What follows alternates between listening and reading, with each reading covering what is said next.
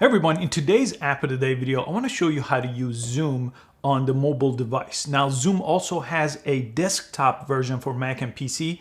You could get that at zoom.us, and I have a different video about that. I'll put that in the link in the description below this video. But the Zoom iOS and Android app you could just get in the Apple or Google Play Store by just searching the word Zoom. And I'm going to show you how to join a meeting. That's pretty straightforward, but I really want to show you how to host a meeting and all the different features the video sharing and the file sharing options have inside of the Zoom if you're a part of a meeting that you're joining or you're hosting your own meeting. So again, look for Zoom. It's called Zoom Cloud Meetings here, and download the app.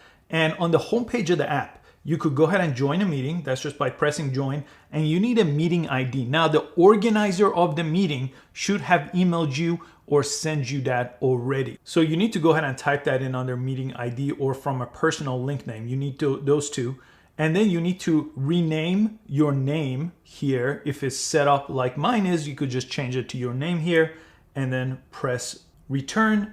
And then you could, on the bottom, join with audio or with video, or you could have both of them turned off. So if you're just listening in and you don't want to contribute to the meeting, or you don't have to contribute, you could go ahead and turn those off. It's that simple to join a meeting, but let's go ahead and sign up because we're gonna host our own meeting. So now you either press sign up if you don't have a Zoom account, and if you have one on the desktop at zoom.us, you could go ahead and sign in. It's pretty much the same process after that. So I'll just go ahead and sign in since I already signed up on the website.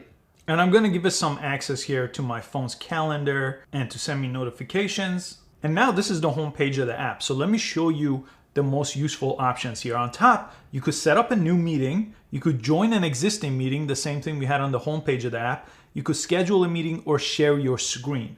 So let's go over one of these right now. Let's press new meeting. That's the thing we wanna do first. We wanna do it with video on. And do we wanna use a personal meeting ID? In this case, I'm gonna keep it off. And I'm gonna say start a meeting. And I have to give it access to my camera here. So I'm gonna press OK, and my microphone. And at this point, if you look on top here, you have your meeting ID, the room number here, and the password. You do have to share that with other people in order for them to join this meeting. And the first thing you'll need to do is you need to invite some people here. So I'm gonna press participants on the bottom of the page here. And I'm the host here, and I'm gonna go ahead and invite people. Press invite, and these are all the different options you have for inviting people. You could send them email, a message. You could invite them from your contact list if they're on your phone's contact, or copy URL here. And once you invite people here, the other options you have, they'll join you here. You could go ahead and stop video. Now they could still hear you, but they can't see your video here. So that's the video option here. Then you could also press share content. If you press that, look at all these different options you have for sharing content, from using Dropbox to Microsoft OneDrive to website URL to sharing your screen and photos. All these options are available. So if I was to share a photo, I could just go ahead and give it access to my photos and it will send it that way. And there's this really interesting option that most people don't utilize, but if you press the more option, the three dots here, let me go ahead and press that.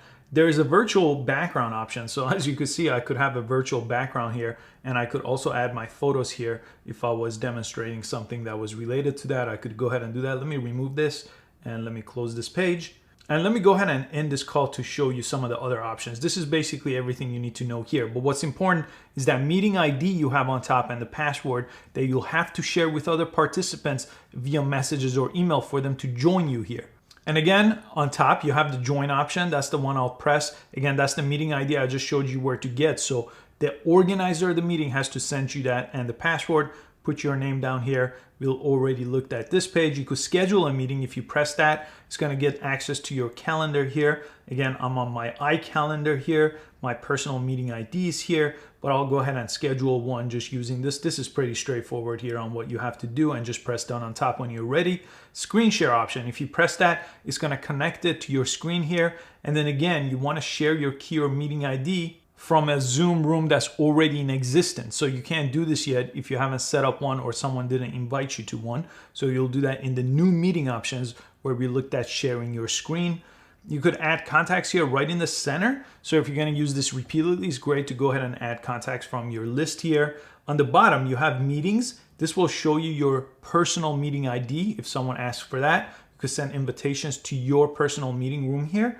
And then you have meet and chat, when you start a conversation, you could go ahead and start your meetings and chat right over here once you add any contacts. And under settings, you could go ahead and change some of these over here, like your default meeting settings here. So auto connect to audio is off, so I don't accidentally have people listen to something I wasn't ready to show them. Always turn off my video is off right now. I could go ahead and turn that off. So again, I don't accidentally share my video. So some of these options you could look at and see which one works best. You could also sync your calendar here. Right now it's on disable. So some useful options in that room. And if you do want the desktop version, again, I have a totally different video about that, and I'll put that in the description below this video. So check out that video. The desktop version I like a little bit better, especially if I'm using this for work. It's a little bit more professional than holding your phone. I hope you found this app of the day video useful. Please give it a thumbs up and subscribe to this channel. I make these type of videos multiple times a week, and I hope to catch you next time. Thanks for watching.